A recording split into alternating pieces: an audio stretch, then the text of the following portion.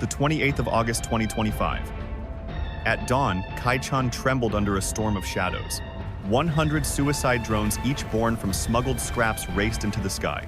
Their mission: erase a fortress of missiles, fuel, and artillery in minutes. From China's border, Ukrainian engineers gambled everything on this strike. One mistake and 47 operatives would vanish without a trace. At 4 a.m., Ukraine blinded Pyongyang's eyes with a storm of jamming signals. Then came the steel storm of 50 armed drones. Explosions ripped silos, fuel depots, and barracks into towers of flame. Missiles cooked off like fireworks, detonating above a burning sky. By dawn, Kaechon was ash, its war machine erased in 40 minutes. North Korea's guns blazed wildly, firing at ghosts in the night. The swarm was merciless, recalibrating like water through cracks. Explosions ripped the first radar domes, silencing Pyongyang's eyes.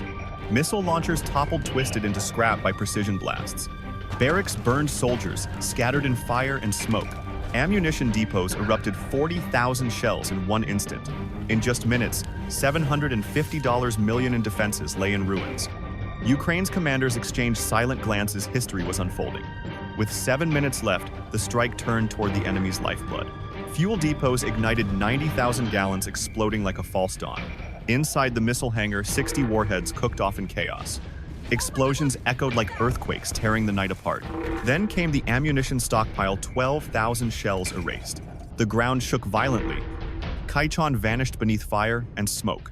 Supplies meant to feed 10,000 soldiers burned to ash. Command centers drowned in chaos. Officers screamed for help, but the guns were silent, the defenses erased in fire. Soldiers fled in every direction, abandoning their posts. In less than 15 minutes, the fortress was gutted. Ukraine had pierced the shield, striking at the heart of war itself. The final wave lifted 20 agile drones, swift as hunting birds. Their mission: sweep the battlefield clean of survivors. Anti-aircraft crews regrouping were struck before firing a shot. Reinforcement trucks erupted, torn apart in fireballs. Infantry scattered through smoke, chased by relentless shadows. By 5:07 a.m., silence reigned, only fire roared. In 40 minutes, $1.2 billion in assets lay destroyed. Over 1,400 soldiers killed or wounded in chaos. At 5:09 a.m., the last drone severed Kaechon's final lifeline. The operators vanished into the forest, leaving only ruins behind. North Korean jets scrambled, but the sky was empty too late. The attackers had melted back across the border, invisible. Pyongyang's fury was instant, but they had no enemy to strike. The operation rewrote the rules of war: victory through invisibility. For Ukraine, $3 million in scraps erased a billion-dollar fortress. What armies achieve in weeks, Ukraine did in 40 minutes. Analysts worldwide gasped. Mobility and deception triumphed. Even the most closed state proved vulnerable to audacity. For Pyongyang, humiliation burned deeper than the flames.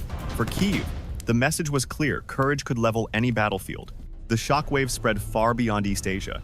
Every defense ministry asked the same question: what if we are next? Analysts saw a new kind of shadow war unfolding. Mobility, deception, and speed defeated entrenched firepower. Ukraine had not just attacked, it had demonstrated. Even fortress states could be pierced by ingenuity. For Pyongyang, the humiliation cut deeper than the losses. For Kiev, the proof was undeniable: courage reshapes battlefields. The world now stared into a new kind of warfare. Smallest machines, deadliest outcomes. History was rewritten. Kaechon lay in ruins, its war machine erased overnight. What once seemed untouchable was gone in 40 minutes. Ukraine had dismantled in minutes what armies need weeks to destroy. Missiles, fuel, food, all gone, leaving hunger and fire. The world now understood power was no longer size, but ingenuity. Every capital asked, how do we defend against ghosts?